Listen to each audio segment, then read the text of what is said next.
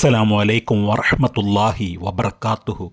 വയനാട് ജില്ലയിലെ മേപ്പാടിക്കടുത്തുള്ള ചൂരൽമലയിലും മുണ്ടക്കയിലും നടന്ന ഉരുൾപൊട്ടലിൻ്റെ രക്ഷാപ്രവർത്തനങ്ങൾ നടന്നു വരികയാണ്. ഇന്ന് ഞാൻ ഈ വീഡിയോ ചെയ്യുന്ന സമയത്ത് 279 മരണങ്ങളാണ് റിപ്പോർട്ട് ചെയ്തിട്ടുള്ളത്.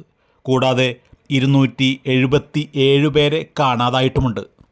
തിരച്ചിൽ 4-ാം ദിവസമായ ഇന്നും ഊർജിതമായി നടക്കും എന്നാണ് അറിയാൻ സാധിക്കുന്നത്. വെല്ലുവിളി ഉയർത്തി കനത്ത മഴയും വയനാട്ടിൽ പെയ്യുന്നുണ്ട്. ഉരുൾപൊട്ടലുണ്ടായ വയനാട് മുണ്ടക്കയിലും ചൂരൽമലയിലും കാണാതായവർക്കുള്ള തിരച്ചിൽ 4-ാം ദിവസത്തിലേക്ക് കടന്നിരിക്കുകയാണ്. 40 അംഗ ടീമുകളായി തിരിഞ്ഞ് 6 മേഖലകൾ കേന്ദ്രീകരിച്ചാണ് ഇന്നത്തെ തിരച്ചിൽ.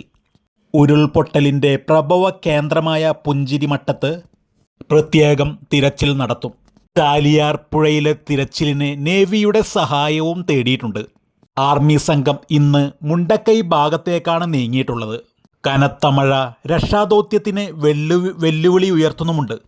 മുങ്ങൽ വിദഗ്ധരുടെ സഹായത്തോടെ ചാലിയാർ പുഴയിലും പുഴയൊഴുകുന്ന ഉൾവനത്തിലും സ്റ്റേഷൻ പരിധികളിലും തിരച്ചിൽ നടക്കും. ബെയ്ലി പാലം തുറന്നതോടെ ദൗത്യം കൂടുതൽ വേഗത്തിലാകും. റഡാർ സൗകര്യങ്ങളും ഹെലികോപ്റ്ററുകളും തിരച്ചിലിന് ഉപയോഗിക്കും. 6 സോണുകളിലായാണ് ഇന്നത്തെ തിരച്ചിൽ നടക്കുന്നത്. അട്ടമല ആറന്മല പ്രദേശമാണ് ആദ്യ സോൺ. മുണ്ടക്കൈ സോൺ 2ഉം പുഞ്ചിരിമറ്റം സോൺ 3ഉമാണ്. വെള്ളാർമല വില്ലേജ് സോൺ 4-ാം സോണാണ്. GVHS വെള്ളാർമലയാണ് 5-ാം സോൺ. ചൂരൽമലപ്പുഴയുടെ അടിവാരത്തെ സോൺ 6-ാം സോണായും തിരിച്ചിട്ടുണ്ട്. സൈന്യം ഇതിനോടകം തന്നെ ചൂരൽമലയിൽ ദൗത്യം ആരംഭിച്ചു കഴിഞ്ഞു. ഉരുൾപൊട്ടലിൻ്റെ 4-ാം ദിവസം ഉറ്റവരെയും ഉടയവരെയും തിരഞ്ഞു നടക്കുകയാണ് മുണ്ടക്കൈക്കാർ.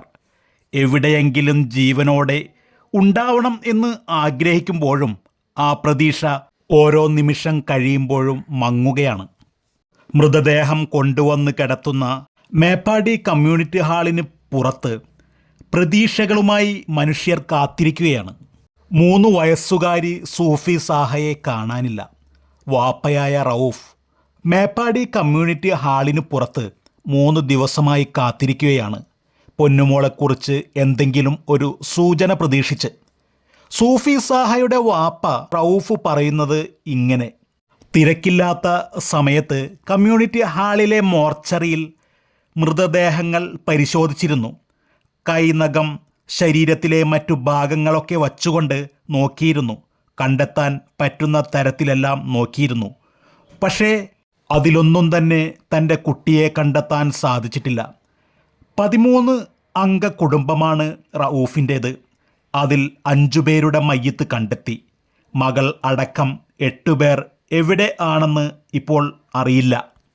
ഭാര്യയുടെ ജ്യേഷ്ഠത്തിയുടെയും അവരുടെ ഭർത്താവിൻ്റെയും മയ്യിത്ത് കണ്ടെത്തിയ സ്ഥലത്ത് കൂടുതൽ പരിശോധന നടത്തുമെന്ന കേട്ടറിവാണ് ഇപ്പോൾ പ്രതീക്ഷയുള്ളത്. റൌഫിൻ്റെ അനിയൻ്റെ മയ്യിത്ത് കിട്ടിയത് അടുത്ത ജില്ലയായ മലപ്പുറത്തെ പോത്തുകല്ലിലെ ചാലിയാർ പുഴയിൽ നിന്നുമാണ്. പുറത്തിറങ്ങി ഓടിയപ്പോൾ മലവെള്ളം കൊണ്ടുപോയതായിരിക്കാം എന്നാണ് കരുതുന്നത്. റൌഫ് ഇപ്പോഴും കാത്തിരിക്കുകയാണ് മകളെ. റഊഫിനെ പോലെ തന്നെ മക്കളെയും മാതാപിതാക്കളെയും കാത്ത് ഒരുപാട് നിസ്സഹായരായ മനുഷ്യർ ഇങ്ങനെ കാത്തിരിക്കുകയാണ് കമ്മ്യൂണിറ്റി ഹാളിന് പുറത്ത്.